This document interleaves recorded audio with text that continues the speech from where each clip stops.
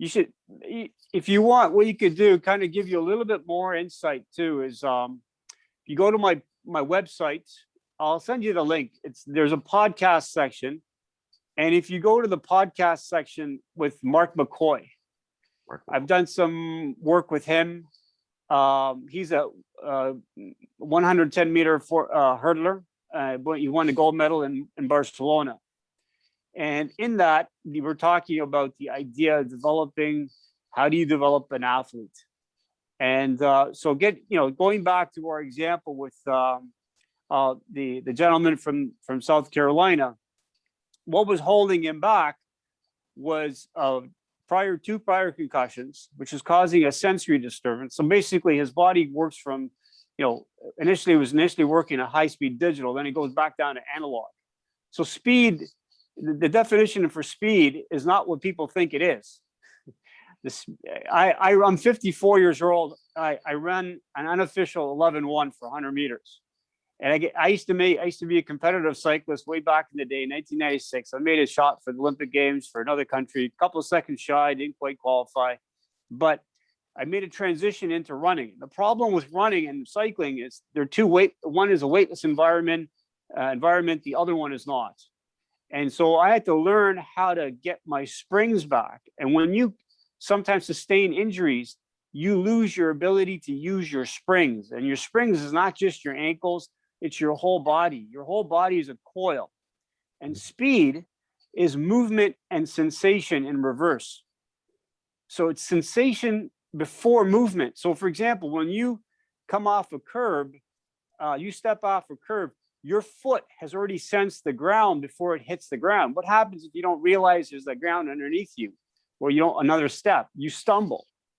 So imagine that in soccer, when you're playing, you're running, but your foot is, all this is done at high speed. You're not thinking about this. There's another sensory system that's working here that the conditioning coaches, in my humble opinion, fail to recognize. And this is the reason why there's more sustainable, what we call the reality of injuries and hamstrings, ACLs is much more prevalent because they work on a linear model. I work on basically figure out, well, what's that sensory system doing? And how you train is very critical. So this gentleman from South Carolina, he was to run 10.56. Well, 4 days later, I'm having run 10.3. Well, how do you do that? You can't knock off more than 0.2 of a second in 3 days. That's practically impossible. You can if you get that sensory system to work. So what he was doing for training was, number one, turning off that system. It was constantly going back into analog. Meanwhile, his sport required high-speed digital. So as soon as you got to a critical speed, the body could not sense where it was in space at any one time. And as a consequence, it was now stumbling. It was putting the parking brake on, if you want to sum it up. Well, you put in the parking brake at going to top speed, you're going to tear something. And so one of the things you need to do is get the system back on the grid. So we had to take him back to go forward. We looked at his injury history. We assessed him head to toe, every joint in the body. And we basically figured out there's some areas of the body that are holding on to some tension. The same tension that was there was being exacerbated by the current conditioning model that he was using. Not to say that, for example, squats are bad for sprinters. They're good exercise. But if that system cannot sustain or its own integrity while you're doing that movement, it will shut down. It will turn off that sensory system.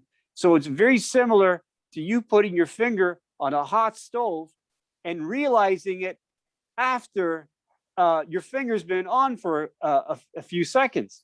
So, right. And so your body basically is normally what happens when you put your finger in a hot stove, it bypasses the brain.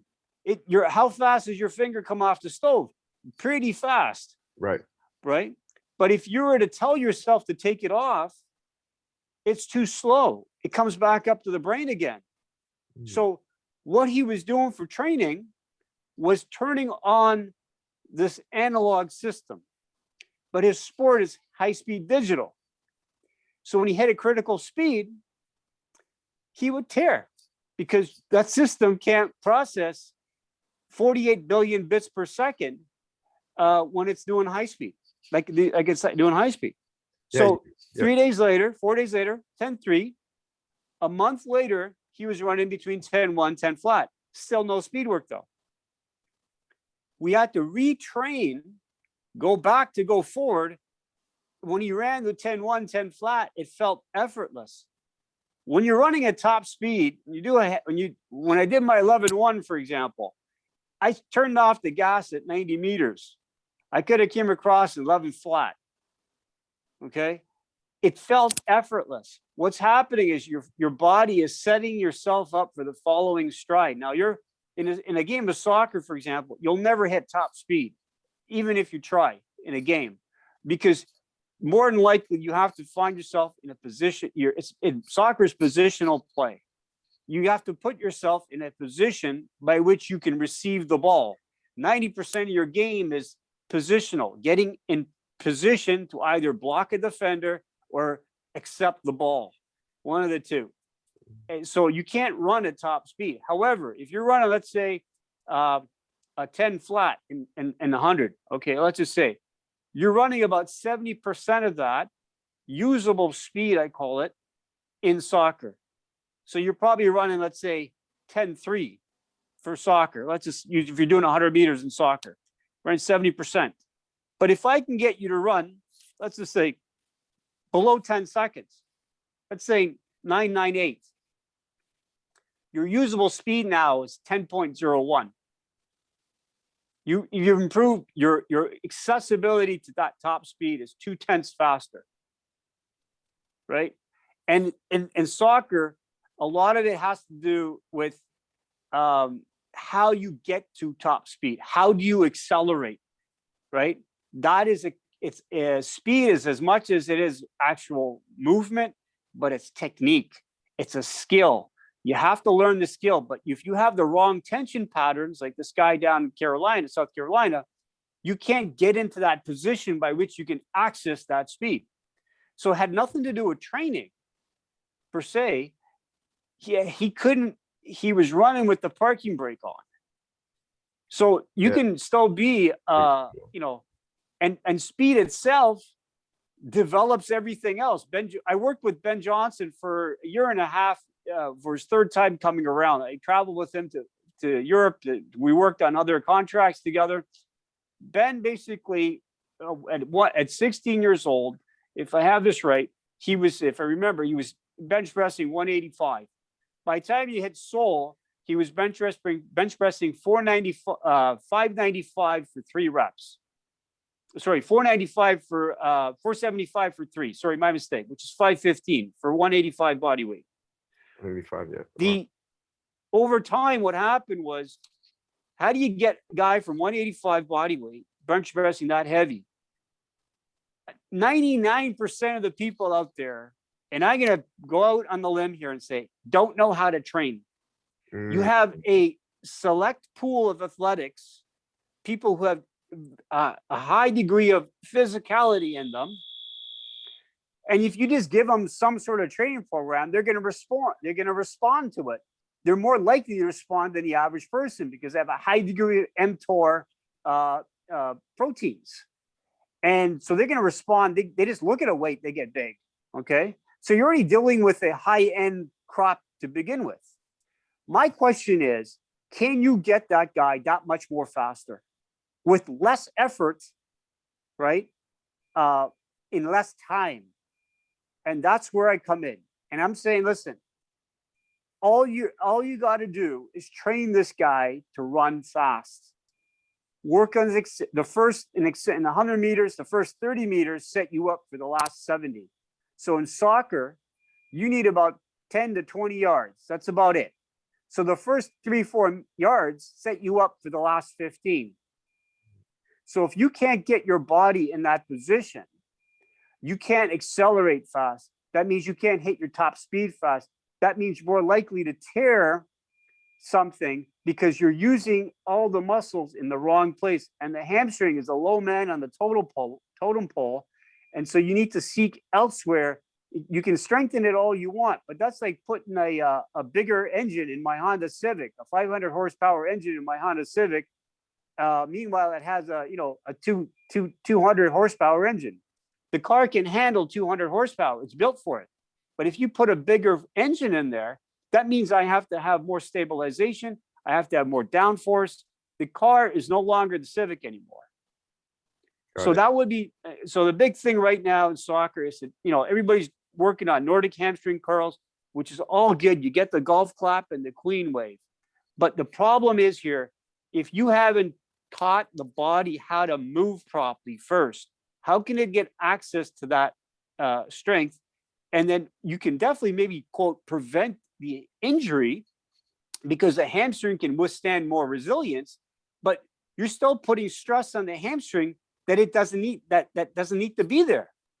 The hamstrings don't work the way they work in a weight room. There's nothing in the weight room. Name me one exercise in the weight room that duplicates sprinting. Nothing. There's only one exercise that duplicates sprinting itself. But sprinting requires you to have good acceleration. If you set up properly for 100 meters, if you can accelerate to 30 meters, it'll take you another 40 meters to de-accelerate. Your legs just turn over. They don't. It's an automated event. But if you don't set it up properly, you will basically always put every stride that you take, you're putting the brakes on. You're putting the brakes on. Well, how many times you play a game in a week, and then you've got practice? It's the old paperclip analogy. You keep bending it, it'll break. Well, you can get a thicker paperclip, but you haven't really solved the problem. You're still putting the stress in the same area. Yep. It's just a matter of time. And then what happens now? So you get these thicker hamstrings, but you slow down in time. Why is your time, not dropping? So okay, you can run without getting injured, which is good, but you're not able to keep up with a guy who basically has the items that I'm talking about. He'll always beat you to the ball. And if you develop this, if you just work on your game plan in conditioning is to do speed work. If you increase your speed, by de facto, you will increase every other element in strength. You don't have to go heavy. You don't have to test for 1 RMs. The conditioning coaches out there have created a name for themselves and a market for themselves, but their name in itself, strength and conditioning, tells you they have nothing to do with speed. Everything comes back to the weight room. Well, working with sprinters, top level sprinters, I'm telling you right now, they did very little weight room training, but yet they were so strong. I've had people come in the weight room after doing speed work, put on 50 pounds on their deadlift, put on 50 pounds on their squat, but they haven't done squat for 6 weeks. But if you train them, you generate more force in a sprint, maximum unit recruitment. This is proven, but this is a diagram that I have with Charlie Francis. He had you generate, let's say 100 close to 100% maximum voluntary recruitment. Okay, a maximum RM squat will only generate 70%. So therefore, if you increase your speed, by de facto, if you're doing 1,000 watts, let's say for a sprint, you're doing 700 watts for a squat, for a 1 RM squat. This is a one rep maximum squat. That means if your speed goes up to 1,200 watts, if you increase your speed, by de facto, your squat's going to come up with it. Ben Johnson moved from 185 at 16 bench press to 475 for 3. He did not do any heavy weight training. I'm sorry, guys. He didn't do that. I have his weight training program. My prof designed it. He went up to 95%, but the problem with that, they saw the speed dropping, not increasing. So Charlie dropped it down to maximum 80%. Only 3 times of the year, they would go close to 80, a little bit past 80%. The rest of the time, between 60 and 70%. And it's been proven that between 70 to 75% is a sweet spot for weight training, for athletics. You get some strength, you get a little bit of size, you get what we call skill strength, if you screw up on your technique, you can still salvage it. But if you're going for 95% squat, you screw up your technique, just watch powerlifting videos on Instagram. You'll see guys blow out their knees. So you're looking at basically a paradigm, in my opinion, that has been bastardized over the past 10 years because of conditioning coaches trying to get a name for themselves to put the guys back in the weight room. And I'm not saying that's wrong. However, what they should be defined as, and which I define myself as a speed and regeneration specialist. Speed is number one, regeneration is number two. You have to know how to recover from your speed work, which then by de facto brings up your strength. And you just have to be patient and know that, yeah, if you keep doing this, your strength's going to increase. But who cares what you lift in the weight room? If you do a 300-pound squat, but you can't access that, doesn't transfer into speed, it's a waste of time. It's a waste of energy. It's a high-risk movement. Number one rule in athletics and training athletes, don't injure the athlete. Number one rule. Yep. And make them recover. I don't care if they can't run that fast, but if they're recovered to run that fast, that means I can train them again and again. But if they can't recover because you've killed them in the weight room, you created stiffness. If you look at my recent post, a couple of my recent posts in LinkedIn, I talk about this idea of creating unnecessary stiffness. These are the guys that are going out there and telling you need to lift before training. Let me tell you something.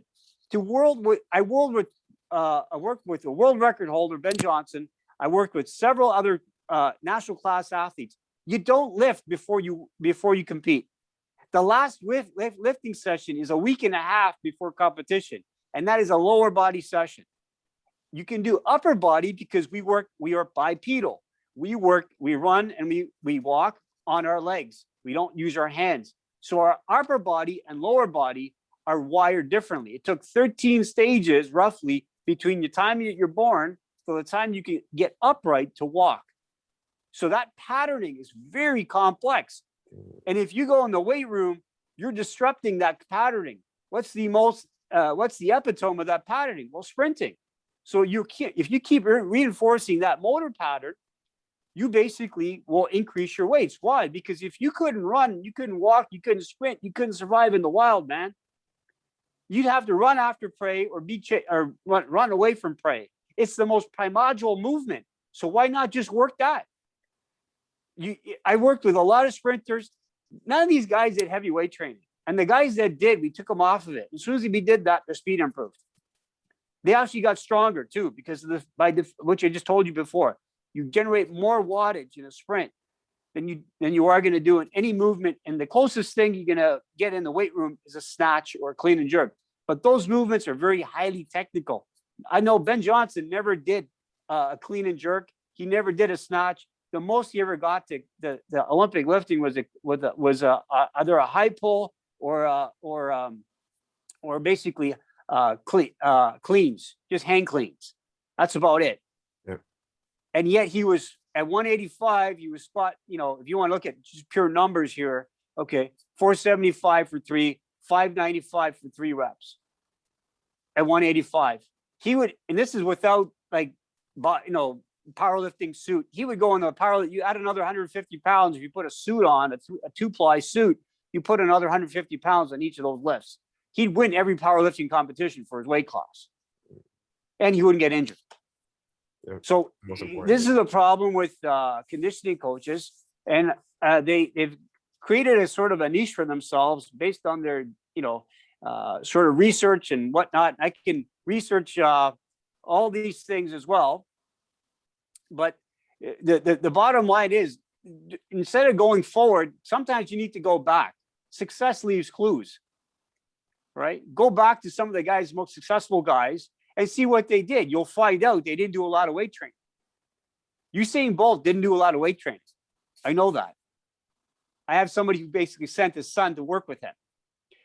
They didn't do a lot of weights, but yet he's probably as fast in the acceleration as most anybody would love to have his speed, right? Yeah. So this is what you need to do is you need to focus on your acceleration, how you set up, and then your top end speed. Everything else, you slip in. Now, having said that, there is a room for the conditioning coaches. They're not completely out to lunch.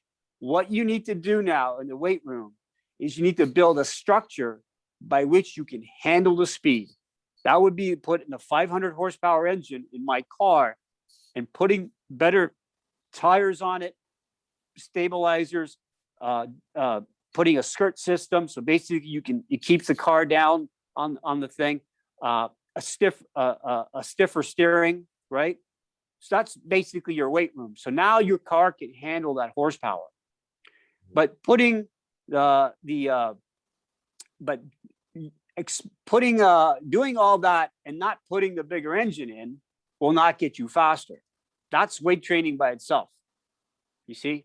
So you need to get the speed to help. The speed will determine what you need to do in the weight room. How you're running, how you're moving, right, will determine what areas that you need to work on. Now, the biggest, one of my biggest pet peeve exercises is the plank. It is the most useless exercise ever created. It'll tell you whether or not the person has lumbopelvic issues. Can they maintain a straight back? But it does not develop the midsection. I'm sorry, people, it won't do that. You want to develop midsection? I'm telling you how I work with national class athletes, worked with one world record holder, Ben Johnson. He would do between 3,000 to 4,000 up to 6,000 abs in a week with a medicine ball. Throws, rotations, that's how you end. The sprinting itself, guess what? Develops midsection strength. Because you're rotating, you counter rotate. Core. So that's how you develop mix. But so if that's the bucket that needs to be filled to get faster, that's what we fill. So the gentleman that came from South Carolina, he was in a phase where he couldn't do some of those bigger lifts. Because he didn't have the structure to hold that. Going back to that car analogy, he didn't have the stabilizers. He didn't have that. He's using big weights, but there's no stabilization. The body doesn't care about the load. It cares about its internal environment. So as long as you're not threatening that externally, you basically you can do that lift. One of the problems also with soccer, okay, it's a one-legged dominant sport. You have a patterning issue in soccer.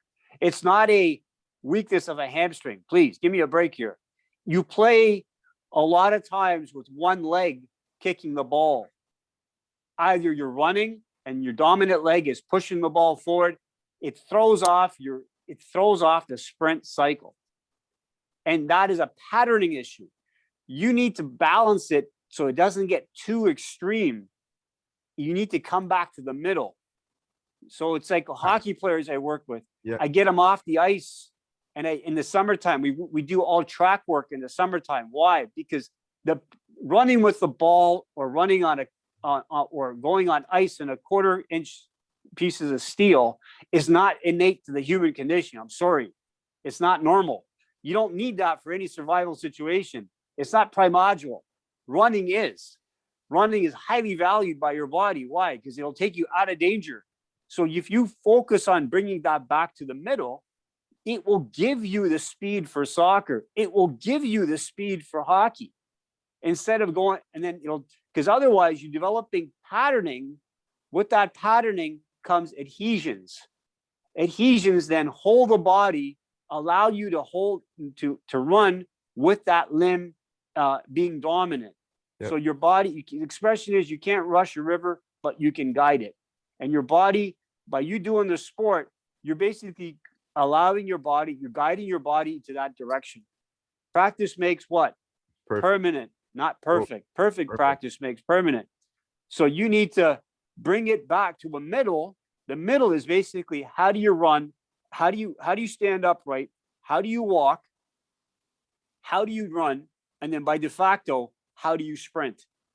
All those 4 criteria have to be met before you can play your sport. If you have those criteria met, you will increase your speed in sport. So guy from South Carolina, we took him back to go forward. No, we took him off all the heavy weights, the squats, the deadlifts. We worked on these areas of structure. he went from 10-3 then to 10 flat. That's amazing. And he was scratched. He finally got it after 6 weeks. You know, the first time we went from 10-5-6 to 10-3, he was scratching his head like, hold on, we didn't do any speed work, but I'm running faster. Okay. Then after a month working with him online and, you know, giving him stuff to do, watching his program, he would videotape his runs, et cetera. And then he went from 10-1, 10-5. Right. And so this is how now he realized that he doesn't need heavy weights. So speed brings up everything else. Speed will determine what you need. Not if you look at your ratios in the weight room, those ratios at a certain point are based on if it's related to the structure, definitely makes some sense. So we're not completely eliminating the weight room area. What we are saying is what you pattern in there will then pattern out on the field. And what you pattern in there often is bilateral, not unilateral. You're also playing a sport that is one side dominant. You have a dominant leg, more so than the average person, right? Your natural tendency is to use that leg very quickly. And you've developed a lot of tension patterns to hold it in that place. So you'll use it accordingly for that sport. Problem is, it's not normal. Nobody has that kind of tension patterns. The average person does not have that kind of tension patterns. Just like a hockey player, nobody walks around with a hockey stick. Yeah, or skates. But it's good for your sport, though. Yeah, it does work for your sport. However, it's when injuries creep up. Is basically when that patterning is conflicting with the primordial patterning of the body, which is this standing upright, walking, running, and sprinting. Those are the primordial patterning. So if you get that, I mean, it took you 13 stages just to get the upright and walking. It's a pretty complex situation here. It's a pretty complex movement pattern. Can you repeat? So if you address that, yeah, can you repeat those 3 things again? So it took about 13 stages of movement development before your body moved from crawling, for example, lying on your back, to basically then, you know, rolling on your stomach, lifting up your head, and progressively sequencing all the way up to the point where you're a 2-year-old or a 3-year-old child, you're standing upright, and then you're running, and you're basically walking and running. It took a long period of development, motor development. What we do with conditioning, more often than not, we shut down or negate that development. And we focus on the sport, not realizing that the sport often, with the exception of sprinting, right, is not innate to the human condition. Running with a ball, I'm sorry, is not normal. You don't need to do that in nature. It's not a survival thing. It's not going to make or break whether or not you're going to get food or be chased after an animal. It's not going to. There's no need for it. We've created a need. We've created a whole system for it, but it's not normal. Just like hockey is not normal, basketball is not normal, football maybe. Why? Because you throw and you catch. You got to do those things. So those are primordial movements, right? That's why football players are pretty good track athletes. And a lot of these football players have sort of realized that if they do track, the ones that have done track made a good transition into football. Ronaldo Neymar used to be a world-class hurdler. He ended up playing football. I can give you a couple of other examples. A gentleman by the name, he played for the Dallas Cowboys. He's one of the fastest guys in the world. What's his name again? Oh man. He was on a U.S. national team for sprinting, but he made a transition into the football. It's easy. Why? Because you have to run, catch. Yeah. But soccer is a high degree. It's very specialized. But having said that, if your body's working on high-speed digital, guess what? Your touch is going to be better. Your movement, you're not focused on where you are in space. But what you are is you're focused on where the ball is going to go. Anticipate. So you're playing 2 different things when you're playing soccer. You're playing basically, there's a bit of, where's my body at? because your body cares. It doesn't want to trip. It doesn't want to fall. It doesn't do all those things, right? Yeah. And then you've got this ball in front of you. And now basically you have to now contend with this ball. Not only that, you have to get this object either in the net or to another player. So if the primary reality is realized to the highest degree, how do you think you can, how well do you think your skill, the current skill that you have will be magnified, because you don't have to worry about the first thing, which is what your body is doing. But if your body is being artificially propped up improperly, and you're negating the motor patterns that are innate to your human condition through weight training, where's your skill now? Down. Emergency brake is up. Driving. It drops. Yeah. No problem. No, I'm saying I was using a car analogy where the emergency brake is up while trying to drive. If I'm following. Yes. Yeah. Right. And basically that's what. Yeah. And when that is up, the emergency brake is up, your skill level drops, because why? Your body's spending a lot of time trying to get its own self through movement, through air, via movement. And it's finding resistance. And as a consequence of that, it's more concerned about that, because if it doesn't get that stabilized, you're going to trip and fall. It's usually when you try to push beyond that you drive the movement back up here again. It's a forebrain movement. Sprinting is a hindbrain movement. It's reflexive. It's the finger in the hot stove. It comes off. It just comes off. You don't have to tell your leg to come off the ground. Instant. Right? You're not pushing more into the ground. Sprinting is upper body driven. Now, the problem is in soccer, the dilemma in soccer is that a lot of times you're running kind of like, I call it the Watusi. You guys are doing this. You're not doing this. Why? Because at any minute you have to change direction. And not to mention, if you have a defender down your back, you're trying to, so where's your speed now? Arm speed dictates leg speed. Arm position dictates leg position. If you just let your arms swing back naturally and drive back with the elbow, it springs forward. You never want to pump your arms, because you're going counter to the actual movement pattern for sprinting, right? So sprinting, so all what you do in weight training has to then be manifested in the speed work, and by de facto, then the speed work will then help your weight training, right? Yeah. And so this is the dilemma with the conditioning coaches. Everything to them looks like a barbell. And who cares what you lift in the weight room? I've had athletes who barely can squat 275, but can run damn fast, because it's another system in play here. It's an elastic system. And that system is high-speed digital. High-speed. That's the one that you got to work on. That's the one that's going to give you the most strength, the most bang for your buck. It's going to require the least effort. That's the one that's the finger in the hot stove. It comes off. That's that elastic system. It's a recoil. You just coil it and let it go. You're not coiling it. You're not uncoiling it. If I have an elastic band, right, and I pull it apart, do I have to tell it to come back together? No. It just snaps in. But if I set it up in the right position, right, it springs back. That's your job in weight training. So there is room for these guys. So don't misquote me. I'm telling you, what you're trying to do is make sure that elastic band is working.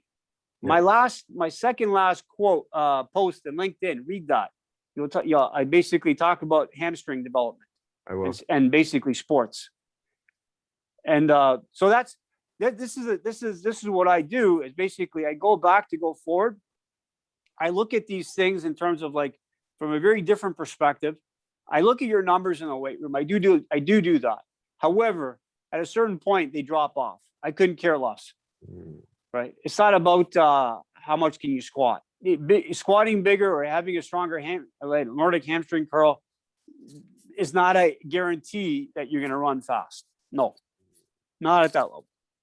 It might help you in terms of bracing, but if you're bracing all the time, how can you run fast? That's like me holding on to you and asking you to run. You see, you need to create suppleness in your muscles. By game day, your muscles have to be like Jello. Yeah. You bring it up as you warm up. Yeah, I just had a question. Would you say by having that resistance training, somebody holding on to you with a resistant band or them holding you physically, would that be a negative to your training or would it increase? It can, because remember, what you're trying to do, your body's internal sensation is as it's applying force, it has to be moving. Remember, it has to be moving faster, because remember, speed is sensation first, then movement. So if you're training with resistance bands, as you pull on the resistance bands, right, you're encountering more resistance. You're slowing down. So you're going counter to. You're better off using a weight, like a 10-pound weighted sled. As you increase the force, the sled goes faster. You always want to perpetuate that sensation. That it's all about sensation first, not movement, right? If the sensation is there, the movement occurs accordingly, right? So using bands to accommodating resistance, that's all good for, sometimes for powerlifting or for bodybuilding, because you want to, strengthen the top range motion. But what happens when you're extending your arm out, when you're squatting, as you go past parallel, the speed of the weight is increasing. You're encountering less and less resistance. Ben Johnson worked in the most simplistic weight room ever created. He had a squat rack, he had a bench, he had an incline, he had an Olympic lifting platform, and he had a lat pull down machine. That's it. It was a small room. Yet I would put anybody against him and they would lose in terms of just pure strength. See, you don't have to have a fancy weight room. You need to have a fancy brain. Charlie had that. I worked with Charlie just 2 weeks before he passed away. I was supposed to work with him as a regeneration specialist for a Serie A team in Italy. Okay. So this guy was onto something. The problem with Charlie, he had the stigma of the steroids. And I wish it was that easy, just taking steroids and you would get faster. It's not. Charlie was a brilliant guy, but the problem is he had that still. So a lot of people just walked away from him because they figured, well, it was only about drugs. Well, that's the morons. I went towards him. I didn't go away from him. I said that success leaves clues. It can't be just all drugs. It's impossible. If that was the case, everybody and anybody could be running fast. Yeah. So he, over time, developed a system, a brilliant system. It was simplistic. I could put it to you in one 8.5 by 11 piece of paper. It's not complicated, but it was so sophisticated that it was complicated. But you have to take time. It was so sophisticated that Al Vermeil adopted it. He won 5 Super Bowl rings with 49ers. Okay. And he won 5 NBA championships with the Chicago Bulls. This guy, if you hear some of his talks, he always talks about Charlie Francis. He learned a lot from Charlie Francis. But the problem is the conditioning coaches these days don't want to go back. They want to go forward. They think they know more, but the wheel's been reinvented already. Reinvented. It's already, you can't reinvent the wheel. Go back to see some of these guys, what they did. A lot of times what they're doing was ahead of their curve. And it's only now they're starting to figure this out. There's one guy on my LinkedIn, God bless him. He figured out that you don't need a lot of weights. Well, no shit, Sherlock. Charlie Francis figured this out 20 years ago. Right? Percy Duncan figures that Percy was Charlie's mentor. He figured that out 30 years ago. And this guy was the first guy to do a 100-yard dash in under 10 seconds. Right. You see? So a lot of times these guys, I don't have a fancy place, but I have the right stuff to get you going. Yeah. I have the right methodology. I take a lot of time to figure out where are your weaknesses, what's your strengths.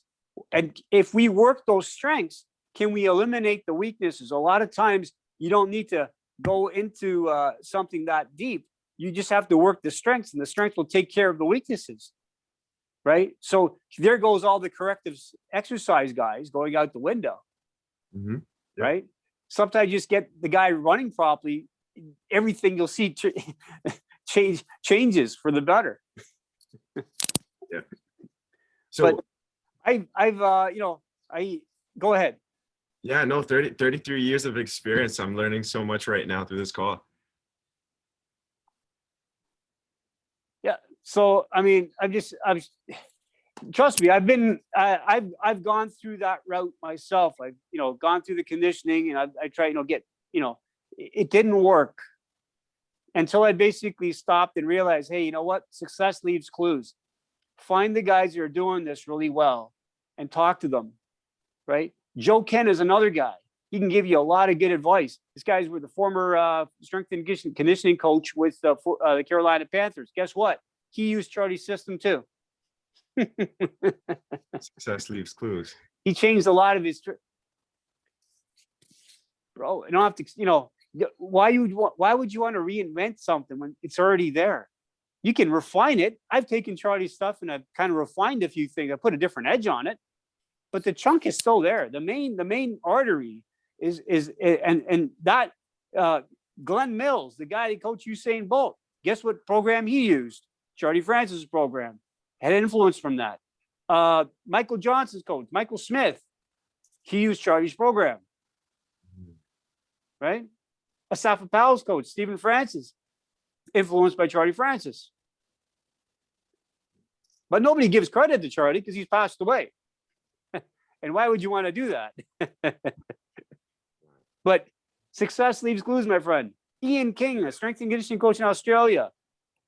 Charlie Francis, influenced by Charlie Francis. So if conditioning coaches figure this out, they would dump half the equipment they have in their weight room. They would be more focused on developing speed and running drills, and basically to increase the performance than to go in the weight room and increase squat numbers and bench press numbers. By the way, the bench press will increase your speed a bit, though. So why would a bench press help with upper body movement, the running motion? Because yes, it's upper body driven. The drivetrain is the upper body. The upper body gives you lift, vertical lift, right? And so you need to address that. So the bench press is one exercise, and they figured this out by fluke because 3 days before Seoul, Ben basically ended up going to the weight room and putting on some weight. Didn't realize the weights are in kilograms. He thought he was putting on 25 pounds. Instead, he was putting on 25 kilos. He ended up doing 475 for three days before Seoul. So they realized that upper body weights will not affect your speed. I'm going to switch you over to some power here because I'm running low. Can you hear me? Yeah, I can hear you. Yes. Yeah.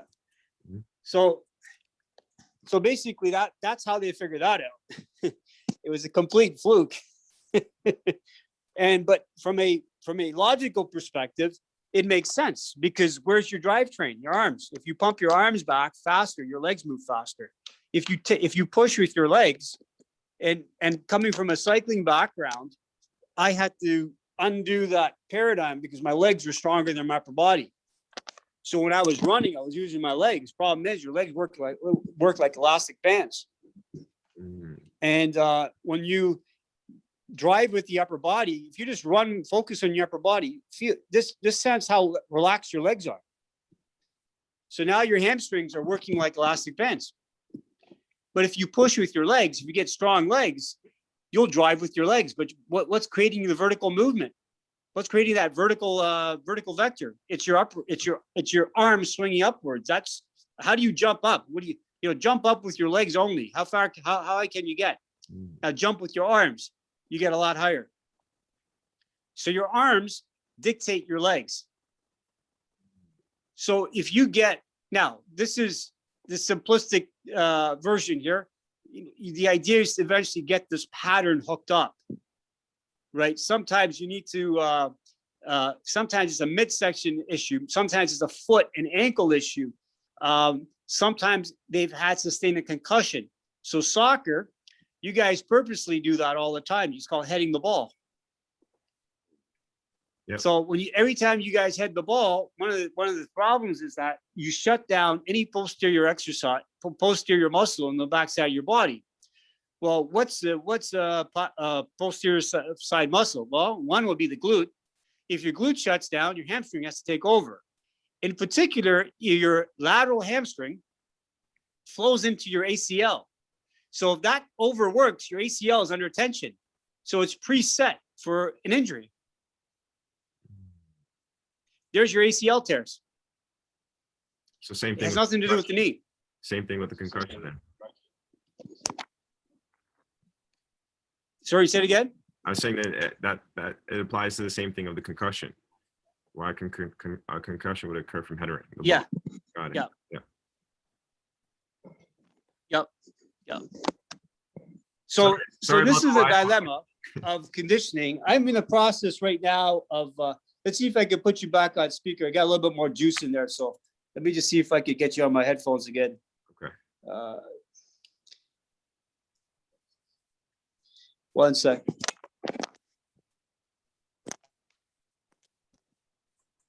So this is the dilemma that the current conditioning model people are using, in my opinion, is somewhat bastardized. I'm trying to, over time, with my podcast, and because I'm a little low man on the totem pole, jumping on my soapbox, I haven't worked with Franz Beckenbauer, or haven't worked with Lionel Messi or Ronaldo, Ronaldinho. I haven't worked with any of these guys, but my thing is, don't listen. Who cares who I worked with? It's what my information I can give you, right? If you want to see who I worked with, okay, go on my website. I got some testimonials there. I don't put down Ben Johnson as a testimony. I do have a letter from him, by the way, but just because of the stigma, I tend to not to put it on my website, because people tend to look at that and think, well, I'm associated. But the cat's out of the bag, so I don't give a shit anymore. I'm 54, man. I've done BSing the world. I don't need the BS anymore. I'm straight up. Right. So I tell you how it is. You like it, you don't like it, that's fine. But you know what? At least we have it on the table. We know where we stand, as opposed to hiding behind something. And no, I don't do that anymore. So I'm not, like I said, I want to not to take shots at any of the conditioning coaches out there. Some of you guys are pretty smart guys. I have to give them. Some of the guys are starting to pick it up. However, a lot of them need to realize that they need to come out of that weight, drop the barbell, and they need to come back on the track.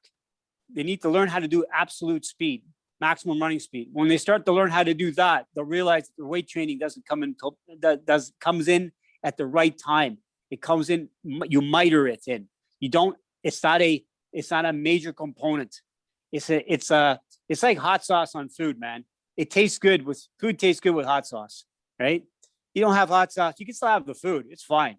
But hot sauce is a little bit better, Thanks. So Kareem, so how, after hearing all this, yeah, I went on my diatribe.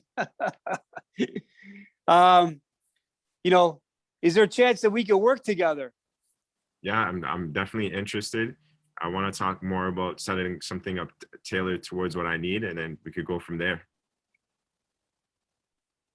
Yeah, I think if possible, I don't know what your logistics is to come up here.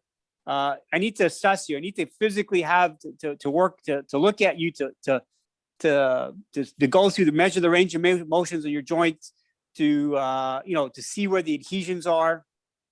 These are very, and then I can show you how to take care of these things. This is what I did for the gentleman down in South Carolina. He came up here for a 10-day intensive. Mm-hmm. And so I basically, in that 10 days, I spent about 12 hours a day with him. Go ahead. Yeah, before we get into that, can we just share with the viewers where they could contact you or reach out to you? You can get a hold of me on the thesystem.ca, thesystem.ca. They can there's a contact form there. They can get a hold of me there. Alternatively, you can call me. It's on my website, 416-635-9537. 416-635-9537. I prefer talking on the horn, as you can see. I try to keep it down to a minimum, but sometimes people, we get on the right groove, man. For sure. Okay, thank you, Yusuf. I'm gonna stop this the recording. Or did you want me to continue it, or did you want me to stop it? Nope. That's it. That's fine.